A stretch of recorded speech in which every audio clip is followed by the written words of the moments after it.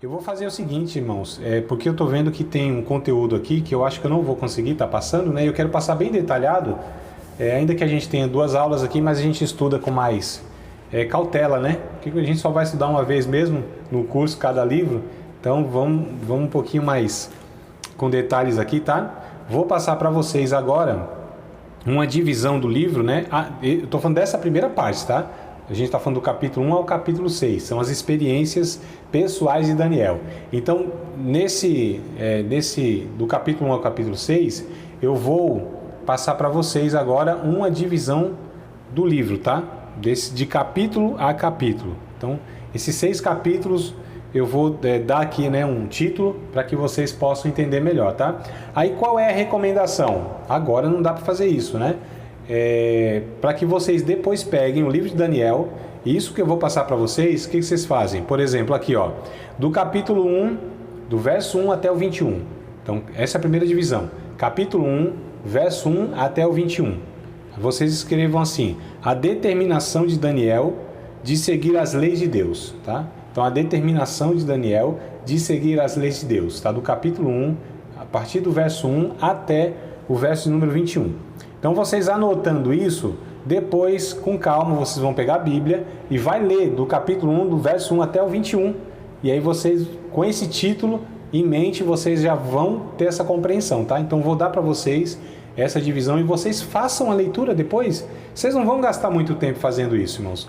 No meio da semana aí, se vocês reservarem aí, talvez, sei lá, 20 minutos, 30 minutos no máximo, vocês conseguem fazer essa leitura, tá? Só fazer essa leitura que eu estou passando para vocês, vocês vão ver como que vai trazer luz, né? Vai trazer entendimento à compreensão de vocês, tá? Então, primeira divisão aí, tá? O capítulo 1, do verso 1 ao 21, né? A determinação de Daniel de seguir as leis de Deus. A segunda divisão, que é o capítulo de número 2. Opa, deixa eu só adicionar aqui. Capítulo 2. Capítulo de número 2, do verso de número 1 até o 49, né? Ou seja, todo o capítulo 2. Vocês escrevam assim: Daniel interpreta o sonho de Nabucodonosor.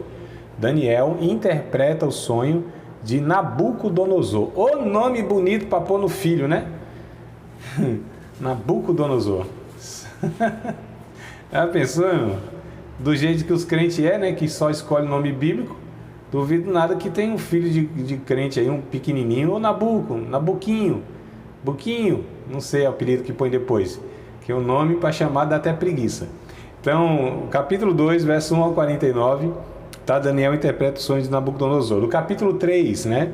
Do verso 1 até o 30, os companheiros de Daniel na fornalha de fogo, que é onde nós paramos aqui. Eu disse que não ia conseguir estar lendo para vocês, mas só para dar um resumo bem assim, rapidinho, né? Esses três amigos de Daniel, eles foram convocados para se curvarem diante de uma adoração nacional. Levantaram uma estátua lá, uma estátua lá para uma adoração pagã. Diz: todo mundo tem que se dobrar e adorar diante dessa estátua. Era uma ordem, foi uma lei, né? Um decreto, uma lei que foi colocada em todo o reino lá. E quem não adorasse, quem não fizesse aquilo lá, ia ser jogado numa fornalha de fogo ardente, ou seja, ia ser ali, como que diz? Incinerado, né?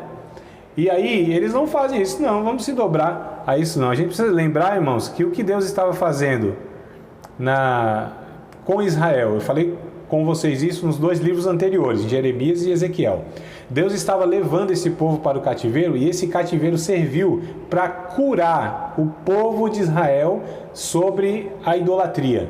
Nunca mais esse povo se dobrou. Até então, era qualquer pedaço de pau, qualquer pedaço de pedra lá, estava ele se curvando lá, né? Se fosse um bezerrão de ouro, ainda mais ainda, o negócio era mais bonito. Mas qualquer coisinha lá, qualquer coisa que fala, isso aqui é um deus, isso aqui é uma deusa, eles estavam lá se curvando e tal. E aí Deus disse: não, vou resolver isso aí. Levou o povo para a Babilônia, e eles nunca mais, até hoje, nenhum judeu incorre nesse erro, nesse pecado de idolatria. Pecam em outras coisas, mas idolatria não. Então aqui eles se recusaram, disseram: não, nós não vamos fazer isso. Aí foi falado: tem lá 3 jovens lá dos cativos e tal, que eles não quiseram se dobrar, então manda para a fornalha. Mandaram eles, jogaram eles dentro de uma fornalha, né? Irmãos, é um negócio assim Não sei se vocês viram aqueles locais que crematório, né?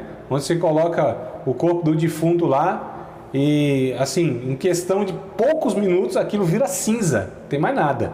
É muito intenso o fogo. Então jogaram esses 3 jovens lá.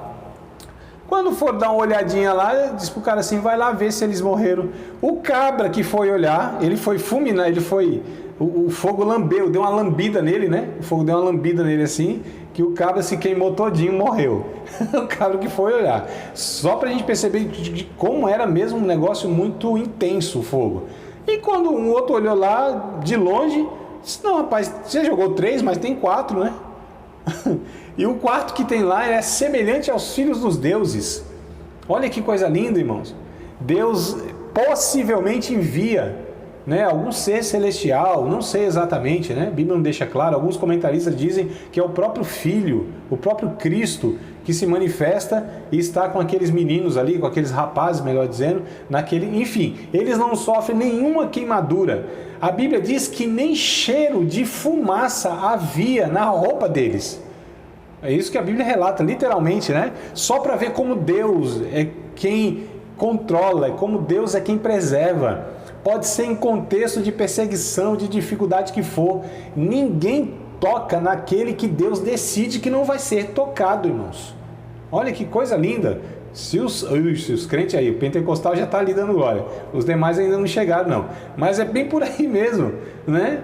Olha que coisa verdadeira, que coisa boa, né? Glória a Deus. Então aqui não é mérito dos 3 rapazes, é Deus.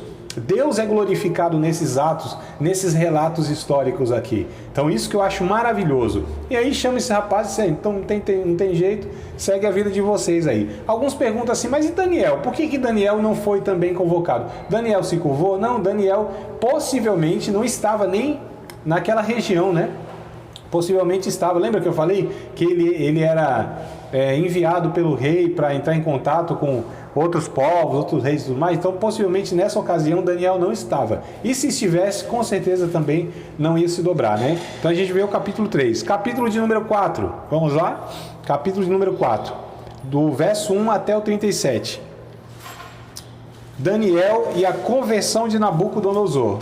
Então nesse capítulo 4 aqui a gente vê mais uma vez, né, um outro sonho que Nabucodonosor tem. Olha como Deus vai se comunicando e conduzindo a história, né? Dando sonho para o cabra.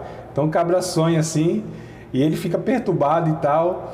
E aí o Daniel vai novamente dar a interpretação e o rei aqui, ele se converte de uma maneira muito, mas muito curiosa, né? Porque na verdade ele resiste, em certo sentido. Ele não quer reconhecer, não quer se curvar, mas Deus, ele age de uma maneira lá totalmente diferente na história. Em toda a história da humanidade nunca teve um registro que isso aconteceu, que Deus fez isso. Deus disse, olha, Daniel falando, né? Deus disse para você então reconhecê-lo como aquele que domina sobre tudo e sobre todos, porque ele estava se orgulhando, né? Se eu sou Deus nesse negócio, eu mando em tudo, eu mando em todos e eu sou o cara. E Daniel falou, não, esse sonho que você teve, Deus falando que você tem que baixar a bola um pouco aí. Ele disse, eu não. Tá bom, então você não vai fazer isso? Não vou não. Deus tira a consciência humana do rei. Olha que coisa louca. Tira a consciência, ele começa a viver como um animal, irmãos, né? É uma espécie, entre aspas, aí de lobisomem. Cresce pelo, as unhas. O cara fica como um animal, sem consciência. Fica como um bicho. Olha, o rei era o imperador, o cara que mandava no mundo. Olha como é humilhado, né? Se torna uma espécie quase de um animal lá. E ele fica um ano. Ó, capítulo 4, verso 29, vai dizer assim: ao cabo de 12 meses, andando a passear sobre o palácio real de Babilônia, falou o rei e disse: não é esta a grande Babilônia que eu edifiquei para a casa real, com a força do meu poder e para a glória da minha magnificência?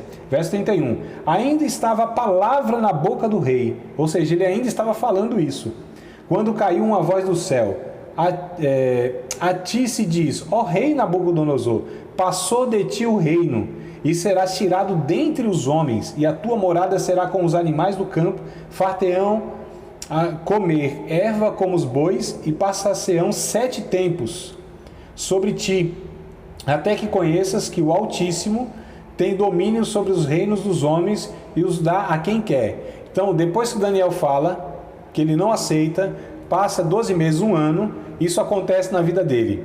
E fica aqui 7 anos, tá? O termo 7 tempos quer dizer 7 anos. Ele fica 7 anos humilhado ali, vivendo como um animal sem consciência. Aí depois dos versos 33, ó. Na mesma hora se cumpriu a palavra sobre Nabucodonosor, e foi tirado dentre os homens, e comia erva como os bois, e o seu corpo foi molhado do orvalho do céu, até que lhe cresceu pelo como as penas da águia, e as suas unhas como as das aves. Verso 34. Mas ao fim daqueles dias, eu, Nabucodonosor, levantei os meus olhos ao céu, tornou-me a vir o meu entendimento, e eu bendisse ao Altíssimo, e louvei, e glorifiquei ao que vive para sempre, cujo domínio para sempre eterno, e cujo reino é desde geração em geração. Enfim, então aqui ele reconheceu, né, depois dessa humilhação, que Deus é Deus de fato e ele não é ninguém, né? Então a conversão. Capítulo de número 5, verso 1 até o 31, ó. Daniel e a escrita na parede, né? Então houve uma festa lá também, entre lá muitos governantes e poderosos do reino, e o pessoal lá numa orgia, numa bagunça só, e vem lá também um juízo de Deus, né, sobre esses governantes aqui, e Deus trouxe o juízo e aconteceu tudo aquilo lá. Então depois vocês leiam, tá? Do capítulo 5, verso 1 ao 31, fala-se Daniel e uma escrita na parede lá, que era uma comunicação de Deus também. Última divisão, Daniel na cova dos leões, do capítulo 6, verso 1 e 28. Então capítulo 6, verso 1 e 28, a última divisão da primeira divisão, ou seja, a subdivisão, né? A subdivisão da primeira divisão aí do livro, que é o capítulo 6, verso 1 ao 28, Daniel na cova dos leões. Só para resumir, a gente fecha a aula aqui. O que acontece? Daniel também foi perseguido, né? E aí, porque ele orava voltado para Jerusalém, ali as janelas abertas. Aí foi também um decreto, uma lei, para que não se fizesse nenhuma oração a nenhum deus, que não fosse os deuses pagãos lá. E Daniel não leva isso em conta. Ele continua a sua vida de adoração, a sua vida, entre aspas, cristã, sua vida de comunhão com Deus, e por isso ele é punido e jogado lá numa cova dos leões. E o que acontece, todo mundo sabe, é uma história famosa, né? Os leãozinhos lá, coitados dos leãozinhos, ficam em jejum, não come o Danielzinho, porque os leões são obedientes a Deus. Não aconteceu a semelhança dos 3 meninos lá, com Daniel também não acontece nada. Agora tem um detalhe, porque a gente está falando aqui, e de repente alguém de vocês está pensando assim, nossa, Daniel jovem, tinha vigor, tinha tudo. Na cova dos leões ele tinha mais ou menos, irmãos, 70 anos para mais. Já era um senhor, já era um idoso. Lá no capítulo 1 ele era um jovenzinho que tinha 17 anos, né? Aqui no capítulo 6, ele já tem se passado no mínimo 50 e poucos anos.